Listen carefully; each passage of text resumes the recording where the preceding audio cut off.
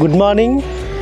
అనుదిన కృపలో వస్తున్న లేఖనాలు వింటూ ఆ వాక్యం యొక్క మకరందాన్ని ఆస్వాదిస్తూ ఎలోకిం యొక్క వాక్యం చేత బలపరచబడుతూ స్వస్థపరచబడుతూ ఎలోకిం వాక్యం చేత ఆదరింపబడుతూ మీరు దినాన్ని ప్రారంభిస్తున్నారు కదా బిడ్డలారా.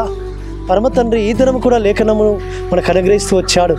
కాబట్టి ఈ దినము అనుదిన కృపలో భాగంగా వస్తున్న లేఖన భాగము మొదటి సమూయేలు గ్రంథము 2వ అధ్యాయము మొదటి వచనములో, యెహోవా యందు నాకు మహాబలము కలిగెను అన్నమ్మ అంటూ వచ్చింది. అన్న తన జీవితంలో ఆ కృంగిన పరిస్థితుల్లో నుండి, ఆ యొక్క వేదనకరమైన స్థితిలో నుండి, దుఃఖకరమైన స్థితిలో నుండి పరమతనిసల్లో ప్రార్థన చేసుకొని ఆమె బహుమానం ఎలోహిం సన్నిధి నుంచి బహుమానం పొందుకొని ఆ సమూయేలు గారిని బహుమానం పొందుకున్న ఆ బహుమానమైన సమూయేలును ఆ మందిరంలో ప్రతిష్ఠించి మందిరంలో విడిచిపెట్టి పరమతని సన్నిధానంలో పరమతని ఆరాధిస్తూ వస్తుంటుంది. యెహోవా యందు నాకు మహాబలము కలిగెను. అవును, ఒకప్పుడు ఆమె స్థితి ఎంతో కృంగిన స్థితి, బలహీనమైన స్థితి. కానీ ఇప్పుడు పరమతండ్రి ఇచ్చిన వాగ్దానం చేతపట్టుకొని ఆ వాగ్దానం చేసిన వాడు నమ్మదగిన వాడు, ఆయన చెడుకు సమర్థుడని నమ్మి విశ్వసించి విశ్వాసంలో బలం పొందుకొని బహుమానాన్ని పొందుకొని ఆ బహుమానాన్ని మళ్ళీ పరమతనికి అప్పగించి పరమతని సన్నిధానంలో ఈ మాట అనగలుగుతూ వచ్చింది. ప్రియులారా, ఆమె పరమతని సన్నిధిలో సంతోషంతో ఆనందంతో ఈ మాట అంటూ వస్తుంటుంది.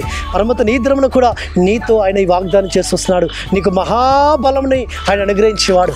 కాబట్టి ఆయన బలము చేత బలాన్ని పొందుకొని ఆయన యొక్క ఆత్మ ద్వారా నువ్వు నింపబడి ఆయన శక్తితో నింపబడి నీవు ఆయన సన్నిధానంలో ఆయన సాక్షికరమైన జీవితం జీవించాలని పరమతండ్రి నిన్ను తన బలముతో నింపాలని ఆశపడుతున్నాడు.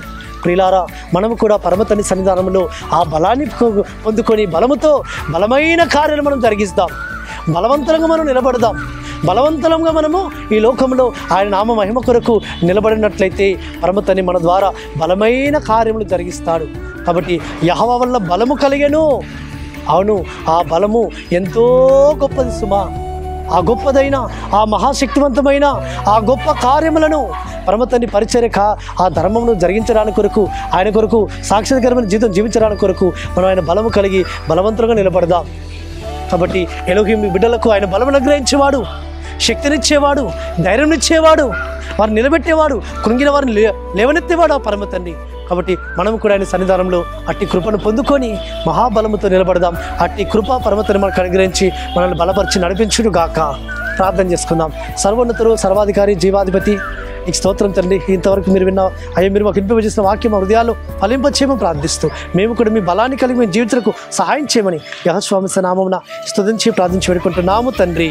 ఆమేన్. సర్వోన్నతుడు, సర్వాధికారి అయిన ఎలోహిమైన యెహోవా కృప నిరంతరం మనకు తోడుగా ఉండి మనల్ని బలపరిచి నడిపించును గాక. ఆమేన్.